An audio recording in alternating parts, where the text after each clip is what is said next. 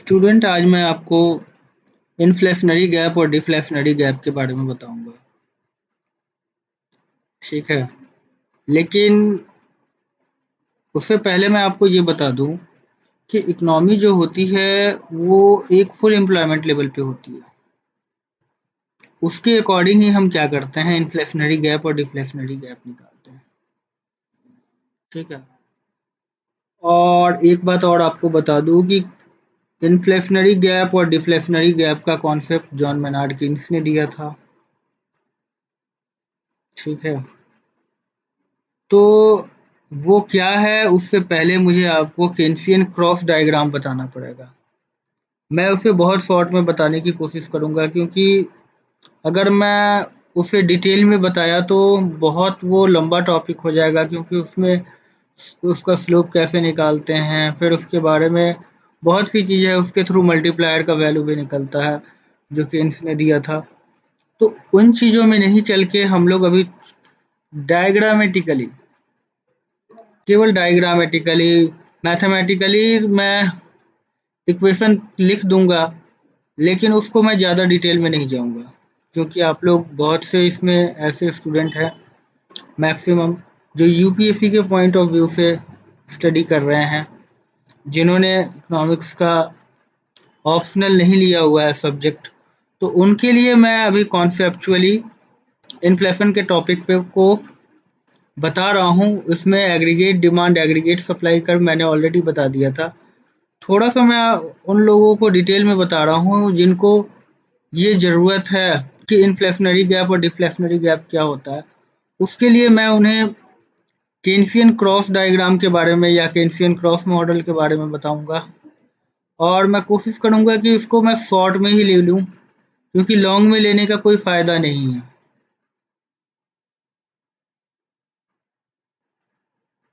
John Maynard Keynes ने ये बताया था कि कभी भी अनएम्प्लॉयमेंट जो होता है या जीडीपी श्रिंक करती है, या फिर इकोनॉमी में रिसेशन का जो समय आता है, जो पीरियड आता है, उसका जो मेन कारण होता है वो डिफिशियंसी ऑफ एग्रीगेट डिमांड होता है। अभी तक हम लोग एग्रीगेट डिमांड कर्व जो हम लोग पढ़ रहे थे वो प्राइस के प्रोस्पेक्टिव में पढ़ रहे थे, लेकिन अब क्या है, इसलिए वो डाउनवर्ड स्लोपिंग होता था। यहाँ हम लोग जो एग्रीगेट डिमांड कर्व पढ़ेंगे, या एग्रीगेट एक्सपेंडिचर भी उसको आप बोल सकते हैं। ठीक है, वो आपका जो कर्व होगा वो जीडीपी के संदर्भ में होगा। तो जॉन मेनार्ड किन्स ने एक बात बताई थी कि जब कभी भी इकोनॉमी में रिसेशन आता है, उसको कैसे ठीक किया जाता है, वो एग्रीगेट एक्सपेंडिचर मेथड होता है। देखो, इससे पहले कि मैं आपको कुछ और बता दूं, थोड़ा सा मैं आपको बताना चाहता हूं कि एक्सपेंडिचर बेसिकली क्या होता है। जब हम मैक्रो इकोनॉमिक्स में आते हैं, तो मैक्रो इकोनॉमिक्स में एक्सपेंडिचर जो होता है एक बहुत अहम स्थान रखता है। अगर आप खर्च करते हैं तो वो आपका एक्सपेंडिचर दूसरे का इनकम होता है, दूसरे का एक्सपेंडिचर तीसरे का इनकम होता है। तो एक्सपेंडिचर करना एज ए मैक्रो इकोनॉमिक्स में बहुत ज़्यादा इम्पॉर्टेंट है। और एक्सपेंडिचर से ही क्या होता है, डिमांड बढ़ती है, और उसकी वजह से क्या होता है, इकोनॉमी जो होती है वो बूस्ट होती है। अब कीन्स ने ये बताने की कोशिश की थी डायग्राम में कि एग्रीगेट डिमांड को बूस्ट करेंगे हम, तो इकोनॉमी जो होगी वो ग्रो करेगी। इकोनॉमी के ग्रो करने के लिए सबसे बड़ा जो फैक्टर होता है शॉर्ट रन में, एग्रीगेट डिमांड कर्व होता है, या एग्रीगेट एक्सपेंडिचर आप बोलिए। पब्लिक जितनी डिमांड करती है वही वो खर्च करती है, इसलिए इन दोनों को सेम माना जाता है। अब मैं आपको केन्सियन क्रॉस मॉडल के बारे में बताऊंगा अच्छे से इस वीडियो में।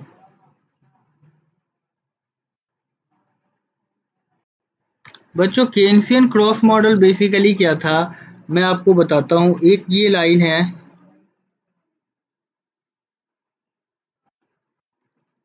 एक समझो ये एक लाइन है, और ये लाइन वर्टिकल लाइन है, ये लाइन हॉरिजेंटल लाइन है। तो इस लाइन जो वर्टिकल लाइन है उसको हम लोगों ने मान लिया एग्रीगेट एक्सपेंडिचर लाइन, मतलब कि इकोनॉमी में मैक्सिमम जो खर्च हो रहा है वो एग्रीगेट एक्सपेंडिचर लाइन है ये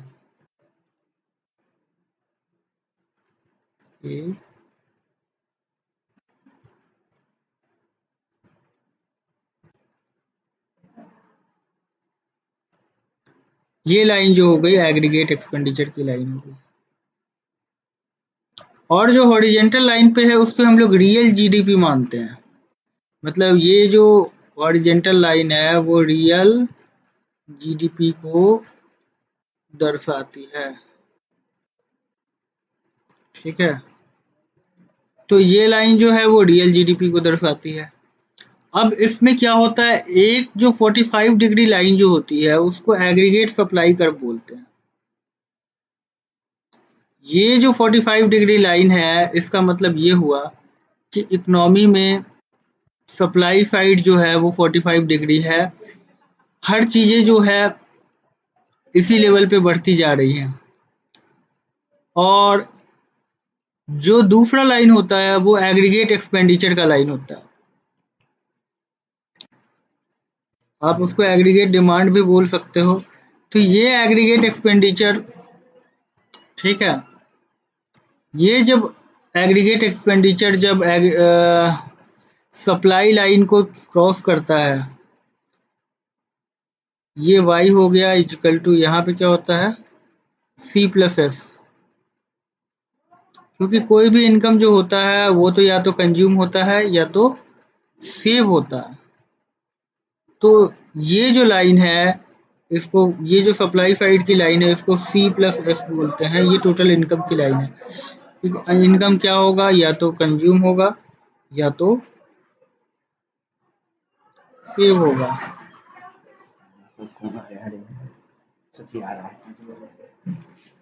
ये जो लाइन है वो C प्लस एस की है।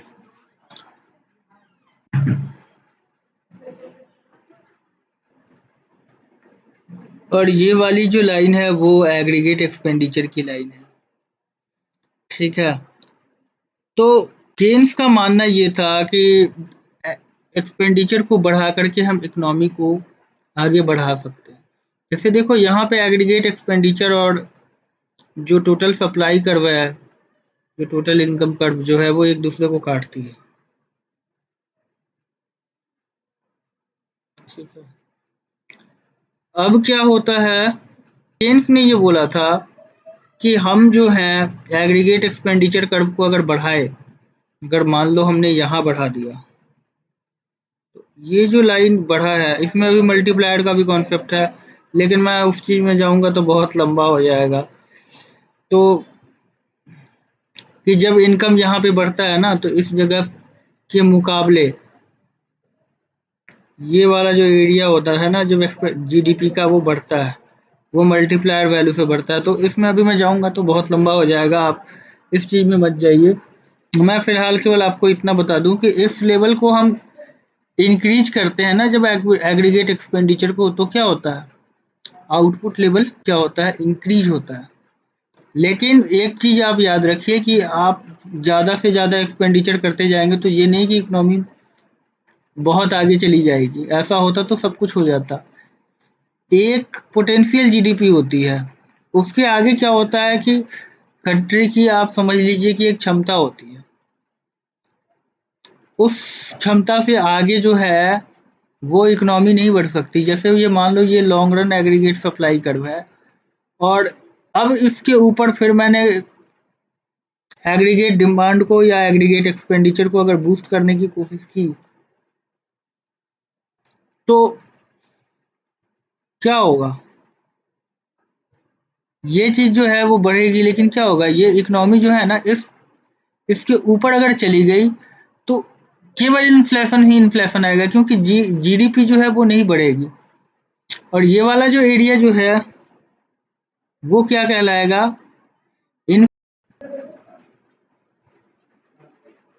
देखो ये वाला जो एरिया है, अगर दोबारा एग्रीगेट एक्सपेंडिचर और बढ़ा तो यहाँ पे क्या होगा कि इस जगह पे जो इकोनॉमी है वो इस जगह का जो लेवल है, ये जो एरिया है वो रेंज से आगे का है, ठीक है। और इस जो लाइन है इसी को हम क्या बोलते हैं, long run aggregate supply curve, और यही फुल एम्प्लॉयमेंट लेवल होता है। तो गवर्नमेंट की पॉलिसी के अकॉर्डिंग जब एग्रीगेट एक्सपेंडिचर काफ़ी ज़्यादा बढ़ जाता है तो यहाँ पे जो है ना, ये जो aggregate long run aggregate supply curve का जो है, इससे ऊपर अगर एग्रीगेट डिमांड है तो ये जो है ना गैप, इसी को हम बोलते हैं इन्फ्लेशनरी गैप, ठीक है। और इससे नीचे अगर इकोनॉमी है, बाई चांस मान लो यहाँ पे है इकोनॉमी, ये जो जगह था, यहाँ एक मैंने लाइन खींच दिया, ठीक है। तो ये इकोनॉमी एक इक्विलिब्रियम लेवल पे है, क्योंकि ये जो सप्लाई कर्व जो है 45 डिग्री लाइन तो जा ही रही है, और ये long run aggregate supply curve है, तो ये एक दूसरे को काट रहा है, तो ये लेवल जो है इक्विलिब्रियम है। अब इस लेवल से नीचे अगर इकोनॉमी है, मान लो ये वाला एरिया हो गया इस जगह पे, तो यहाँ से यहाँ जो नीचे वाला जो ये वाला एरिया है, ये तो इक्विलिब्रियम साइड हो गया, और यहाँ से यहाँ का जो नीचे वाला जो एरिया है वो डिफ्लेशनरी गैप को बताएगा, और इस लाइन से ऊपर वाला जो एरिया होगा ये सब इन्फ्लेशनरी गैप को बताएगा। तो केन्सियन क्रॉस मॉडल बेसिकली क्या था कि ये नॉर्मली एक लाइन आपने खींच दिया और ये एक ऐसे लाइन खींच दिया, ये सप्लाई कर्व का लाइन था जो 45 डिग्री एंगल पे बनाएगा, और ये जो लाइन जैसे कट करेगा ना एग्रीगेट एक्सपेंडिचर का लाइन, तो यही बताएगा आपको कि ये जो है वो जीडीपी लेवल हो गया। और मैंने आपको बताया कि long run aggregate supply curve एक वर्टिकल लाइन है, ठीक है। उसके नीचे अगर एग्रीगेट एक्सपेंडिचर है तो वो डिफ्लेशन को शो करता है, और इसके ऊपर अगर चली जाए तो ये इन्फ्लेशन को शो करता है। तो ये जो अगर अपर लाइन के अगर राइट साइड वो है, तो इसका मतलब ये हो गया कि इकोनॉमी जो है वो अपने पोटेंशियल लेवल से आगे है। इसको हम ओवर एम्प्लॉयमेंट का भी कॉन्सेप्ट कहते हैं, कि जब इकोनॉमी जो होती है वो नेचुरल लेवल जो है उसका जो पोटेंशियल लेवल है उससे आगे जो है, तो उसको हम ओवर एम्प्लॉयमेंट भी बोलते हैं। तो ये मैंने आपको एक कॉन्सेप्ट बताया। अब देखिए मैं आपको ये बताने की कोशिश करता हूँ कि गवर्नमेंट एक्सपेंडिचर मतलब एग्रीगेट डिमांड को कैसे बूस्ट करते हैं। अब मैं आपको मैथमेटिकली बताऊंगा कि एग्रीगेट एक्सपेंडिचर या एग्रीगेट डिमांड के जो कॉन्सेप्ट है वो C प्लस आई प्लस जी प्लस एन एक्स है। C plus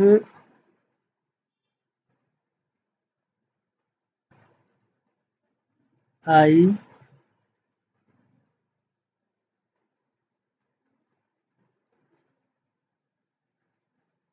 plus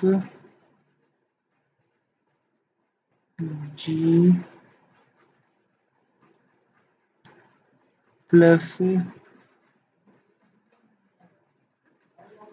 N x है।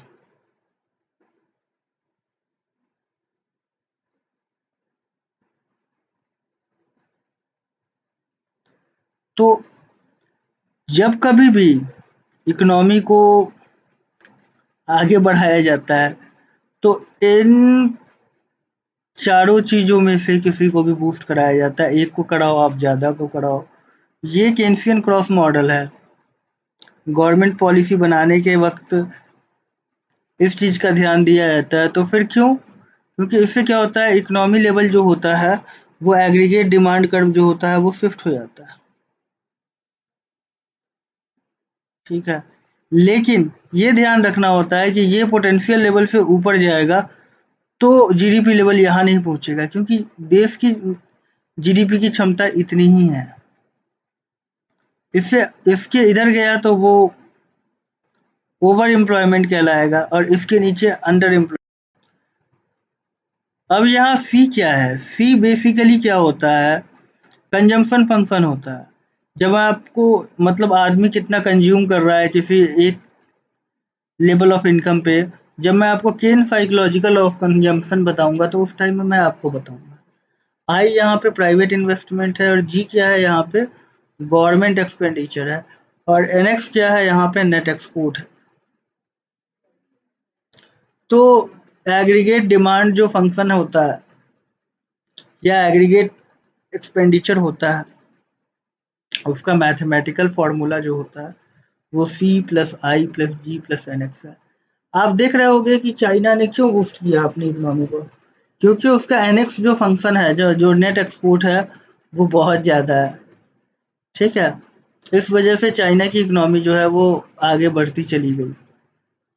गवर्नमेंट एक्सपेंडिचर का भी बहुत ज़्यादा महत्व है, इसलिए आप देखते होंगे कि इकोनॉमी को बूस्ट करने के लिए गवर्नमेंट एक्सपेंडिचर बहुत इम्पोर्टेंट है। जैसे अटल बिहारी वाजपेयी के टाइम में जो गोल्डन क्वाड्रिलेटरल बना था। ठीक है, अब मैं बात करता हूँ आई इन्वेस्टमेंट। इन्वेस्टमेंट डिमांड क्या होती है? प्राइवेट प्राइवेट जो फर्म होती है उस पे होती है। यहाँ पे मॉनेटरी पॉलिसी चलती है। रेट ऑफ इंटरेस्ट कम किया जाएगा तो प्राइवेट इन्वेस्टमेंट जो होगा वो ज़्यादा होगा। तो आज के समय में इस मॉडल के थ्रू देखो, इस मॉडल के थ्रू जो है वो बहुत से काम किए जाते हैं, ये मैंने आपको बताने की कोशिश की। जिसमें आई के लिए हम क्या करते हैं? मॉनेटरी पॉलिसी इस्तेमाल करते हैं कि रेट ऑफ इंटरेस्ट कम हो, मत लोगों को लोन मुहैया हो जाए तो प्राइवेट इन्वेस्टमेंट बढ़ जाएगा। और जी के लिए हम लोग क्या करते हैं? फिस्कल पॉलिसी अपनाते हैं। बजट क्या है, कितना एक्सपेंडिचर हो रहा है, कितना गवर्नमेंट खर्च कर रही है, ये सब चीज़ें। और आपको फिर मैंने एक बताया सी, तो ये मार्जिनल प्रोपेंसिटी टू कंज्यूम है। मैं आपको केवल लेमन लैंग्वेज में ये बता दूं कि लोग कितना खर्च कर रहे हैं। पिछले समय में मैंने ये बताना भूल गया था कि एक बंदे का खर्चा जो होता है वो दूसरे का इनकम कैसे होता है। मैं आपको ऐसे समझाता हूँ। जैसे आप केला खरीदने गए तो केला खरीदने के लिए आपने क्या किया? खर्च किया पैसा। वो केला वाला का क्या हो गया? इनकम हो गया। अब केला वाला उससे पान खा जाता है तो वो पैसा क्या होता है? कुछ अमाउंट ऑफ पैसा क्या करता है? वो पान खाने में खर्च करता है, कुछ सेव कर लेता है। तो वो जो पान खाने के लिए पैसा खर्च करता है वो पान वाले का इनकम हो जाता है। तो ये जो कंजम्पशन है, ये वही चीज़ है कि आप खर्च कर रहे हैं, ये कंज्यूम कर रहे हैं। दूसरी बात मैंने आपको बताया कि ये मल्टीपल घूमता रहता है, तो इसकी वजह से मल्टीप्लायर इफेक्ट काम करता है। क्योंकि एक पैसा जो है इतनी जगह घूम करके क्या किया? बहुत जगह क्या बताया? घूमते मल्टीप्लायर इफेक्ट हो गया इसका। मतलब ये मल्टीपल हो रहा है, एक ही पैसा जो है वो कुछ हाथ में सर्कुलेट हो रहा है। तो इकोनॉमी में ये जो फैक्टर है इन्फ्लेशनरी गैप और डिफ्लेशनरी गैप का, मैंने आपको बताया। और मैंने आपके सामने ये कॉन्सेप्ट रखा कि कैसे पॉलिसी मेकर इन चीज़ों का इस्तेमाल करते हैं, खासकर केन्सियन क्रॉस मॉडल का जीडीपी लेवल को बढ़ाने के लिए। लेकिन एक बात हमेशा ध्यान में रखना है कि जो पोटेंशियल जीडीपी होती है, जो क्लासिकल ये बताते हैं, जो वर्टिकल होता है कि उस लेवल से इकोनॉमी आगे नहीं जाती है। तो ये सब चीज़ें जो होती है वो पॉलिसी मेकर बनाते हैं, उसके अकॉर्डिंग जो है वो चीज़ों को कंट्रोल करते हैं।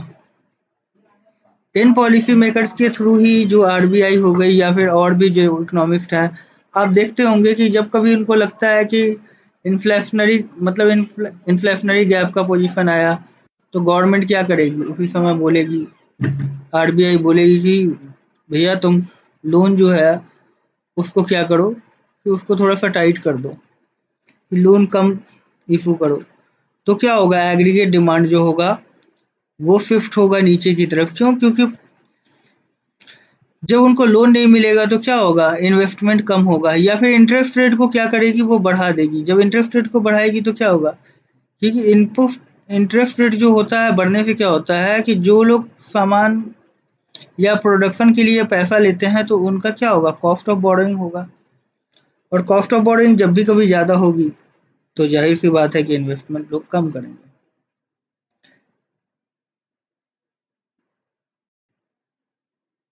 क्यों कम करेंगे? क्योंकि किसी प्रोजेक्ट में अगर उन्होंने पैसा लगाया है, उसमें रिटर्न अगर मान लो